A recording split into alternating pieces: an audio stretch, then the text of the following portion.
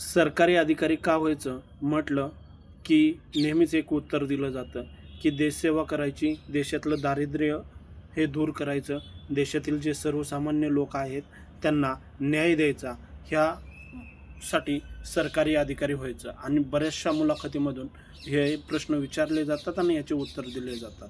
मात्र नुकतंच आता एक रिपोर्ट एका वृत्तवाहिनीने प्रसिद्ध केला. त्यामध्ये एक मोठा सिव्हिल सर्व्हिस अधिकारी आहे जो UPSCतून पास झालेला आहे. तर त्याचं इन्फ्रास्ट्रक्चर डिझायनिंग जे आहे ना त्याच्या घरचं, तर त्याची किंमत लाखो रुपयेमध्ये आहे. लाखो रुपयेमध्ये. की जे शिस्तप्रियेचे धडे महाराष्ट्रात देतात, ज्यांच्या बदल्या 15च्या वर झालेल्या आहे. हे झालं फक्त महाराष्ट्राच्या वरचं प्रकरण. 2019 सिव्हिल सर्व्हिसची नुपूर बोरा म्हणून एक प्रकरण आहे आसामचं.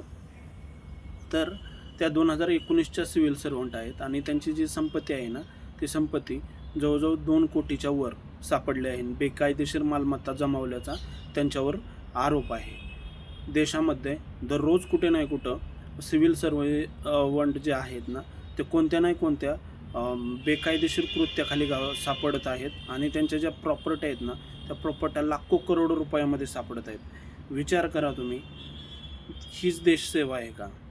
देशसेवेसाठी पाठवलेले जर सिव्हिल सर्वंट, IAS अधिकारी, IPS अधिकारी, IFS अधिकारी किंवा जे state commission public service SPSC म्हणतो आपण, स्टेट पब्लिक सर्व्हिस कमिशनमधून जे निवडले जातात, ते जर इतका वारेमाप भ्रष्टाचार करत असतील तर ही देशासाठी धोकादायक घंटा आहे. एकीकडून राजकीय प्रतिनिधी देश पोखरत आहेत आणि दुसरीकडून सिव्हिल सर्वंट देश पोखरत आहे. अशा प्रकारे देश पोखरला जात आहे. सर्वसामान्यांच्या हाती काहीही येत नाही. पंढरपूरमधील एक मंडल अधिकारी गावला मागच्या काही दिवसामध्ये 40,000 रुपयाची लाच घेताना. आणि लाच कशासाठी होती? ते शेतकऱ्याचा प्रश्न होता, तो सॉल्व्ह करण्यासाठी लाच त्यानं 40,000 रुपये, 50,000 तो आधी म्हटला, त्याच्यानंतर 40,000वर तयार झाला. नंतर लाचलुचपत विभागाने जाळे लावले आणि त्याच्यामध्ये तो अलगद सापडला. मित्रांनो, इंग्रजांच्या पारतंत्र्यातून, इंग्रजांच्या गुलामीतून आपण सुटलो, मात्र आपलेच लोक आपल्याला आता खुर्चीवर बसून लुटत आहेत. आपलेच लोक आपल्याला न्याय देत नाहीत. खरंच आपण स्वतंत्र भारतात असताना खरंच स्वतंत्र झालेलं आहे का?